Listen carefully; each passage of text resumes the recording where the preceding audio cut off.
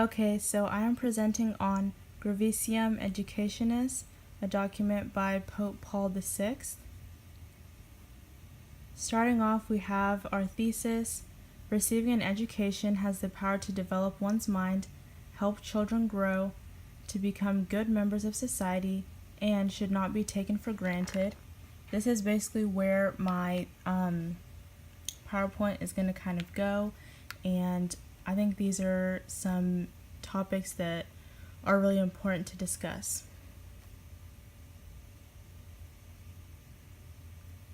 Next, we have the diocesan curriculum. This was in the diocesan curriculum, and it says that we have a right to develop one's intelligence and freedom in seeking and knowing the truth. And then some of the main things that I learned were the goal of a Catholic education is to make students become more aware of their faith and learn how to worship God, grow in perfect manhood, strive for growth of the mystical body, and help spread the faith. I also learned about the value of education. The Sacred Synod earnestly entreats young people themselves to become aware of the importance of the work of education. And then we have a role of the church. There are obviously more roles of the church, but this is just one that stood out to me. Because the Catholic Church plays a huge role in a person's salvation, the church should be concerned with the non-religious aspects of a person's life. And then here's another role of parents and guardians. Parents are the first educators of their children and are responsible for educating their children on how to love God and others and how to live as a good person.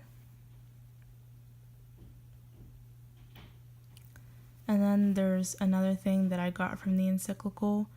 I think mostly at the end it was saying that the church needs to find a way to bring religion to those who don't receive it as much, and just to evangelize throughout the world. So they proposed that religion classes be offered in non-Catholic/Christian schools. And I thought that this would be a good way to teach students who don't have the opportunity to receive a Catholic education. It also helps spread the faith, and it can help the students understand the connection between faith and reason. Lastly, I just have a personal statement of mine.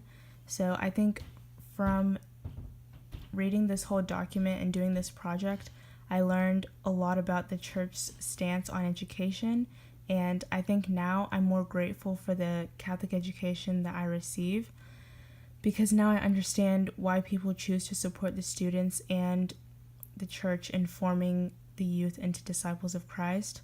Like, now it makes more sense as to why people put so much effort and sometimes put a lot of money into it just so we can receive an education, a Catholic education. So I'm really grateful for that. And that's the end of my presentation.